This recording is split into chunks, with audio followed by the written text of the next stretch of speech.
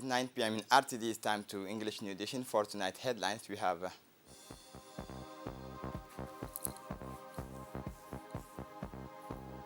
Djibouti shelter for foreign nationals in distress.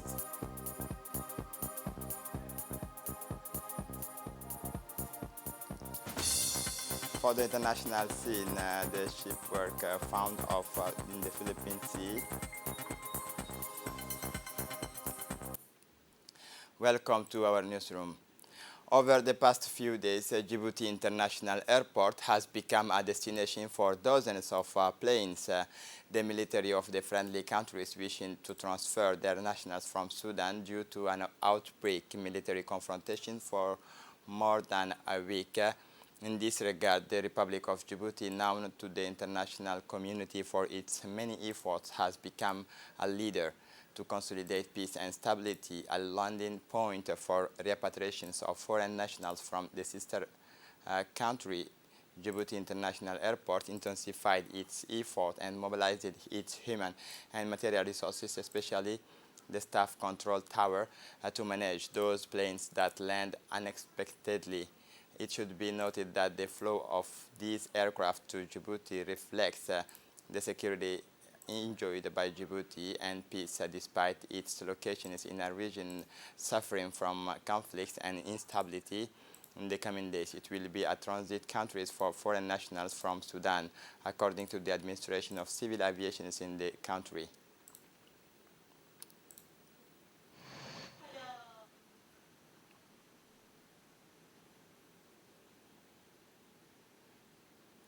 For her part, the director of air navigation, Bilan, has indicated in his speech that the airspace in Sudan has been closed since a week.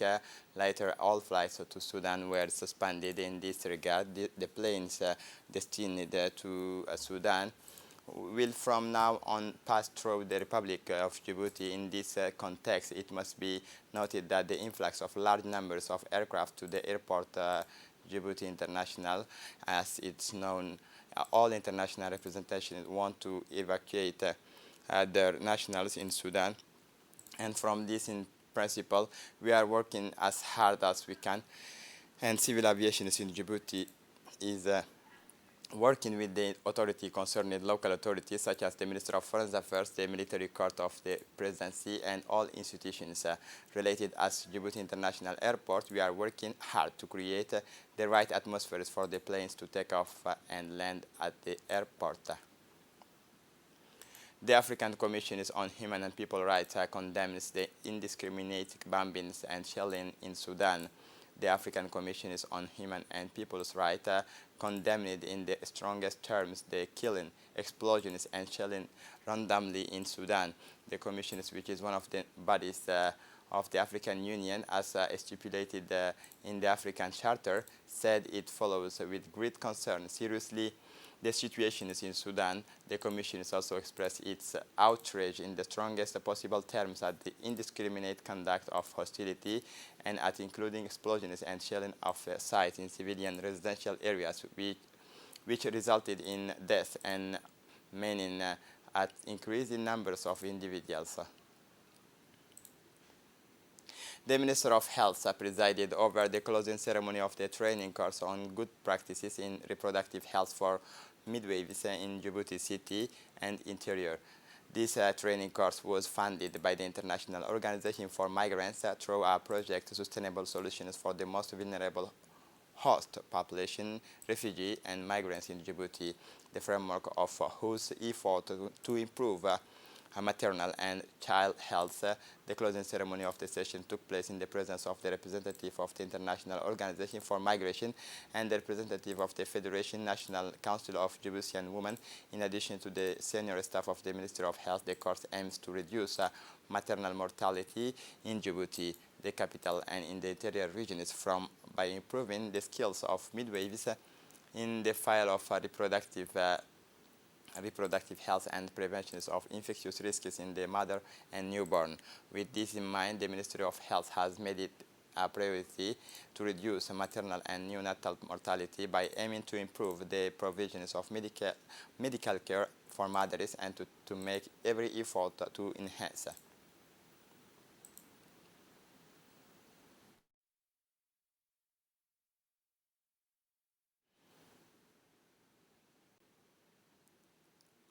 For her part, the representative of the International Organization for Migration has indicated, Ms.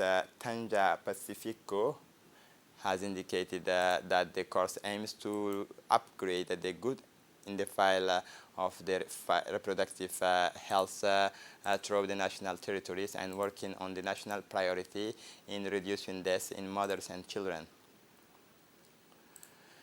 In turn, the Minister of Health, Dr. Ahmed Rabla Abdillah, expressed his presiding over the conclusions of the session. It lasted for 3 days, which aimed at good practices and enhancing the capabilities of midwives who they work in health structures on small clinics that are located in remote places.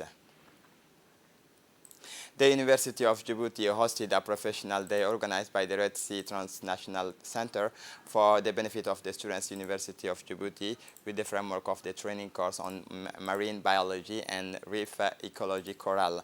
The fifth day of our workshop was an opportunity for the students to watch and listen to many experiences from global figures about the marine ecosystem. Many members of the committee participate in this event in addition to representatives from the institutions, government agencies concerned with the maritime sectors and United Nations organization, representative from the Ministry of Environment and Sustainable Development and the Ministry of Agriculture has also attended this workshop. Fisheries and the Educational Center for Research and Development, the United Nations Development Programs, and the Coast Guard and the Government Authority for Development. The Red Sea Transnational Center, a Swiss initiative that combines sciences and diplomacy in favor of studying and preserving coral reef in the Red Sea. The center intends to spread these programs in a systematic manner through the Red Sea within the framework of the Ministry of National Education and Vocational Training organized a training workshop on designing a system framework quality assurance in the Basic Education Teacher Training Center. The training program was defined and developed by the Quality Observatory of the Ministry with the support of International Counselor Ms. Maria Jose Ramirez. The workshop will continue until the 27th of April and will benefit the executives in the Ministry of Education and Training, especially from general and technical education, exam competition, session planning, observatory of the quality of teaching and learning. This course took place under the auspices of the Secretary General of the Ministry of Education, Mr. Mohamed Abdallah Mahyoub, the Secretary Executive Director is Mr. Mukhalid Abdel Aziz, and the Inspector General of the Public Education, Ms. Muna Ismail Abdo, Ms. Aisha Farah, the Director of the General of the Basic Education Teacher Training Center, Ms. Umar Jilah. It should be noted that this training programs is part of the Ministry's strategy to develop a quality assurance system framework of the Ministry in order to improve norms and standards current schools in accordance with the international standards. The Ministry of Youth and Culture organized a festive atmospheres on the occasions of Eid al-Fitr, the atmospheres of joy since the early hours of the morning of the first day of Eid al-Fitr in Djibouti, the capital. In this regard, children went out to parks and places of entertainment to spend the feast and enjoy themselves by playing in clean and equipped places in a safe and secure environment, enhanced by the atmospheres of tolerance and cooperation in which the segment of society compete to congratulate the feast even on the part of the non-Muslims who they were keen to offer congratulations and participate in the celebration.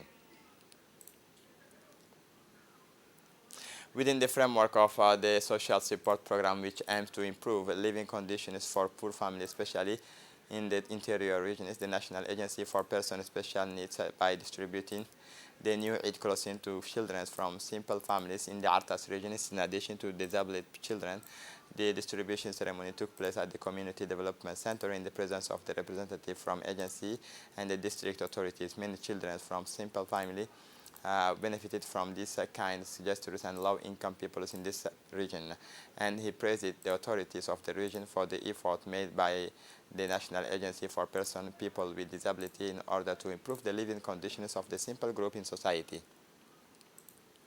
During the holy months, the sport tournament aims to promote the spirit of friendship, solidarity, and friendliness in the world among the youth of the regions. Many sport competitions were organized, including football, basketball, volleyball, petanque. The sport tournament was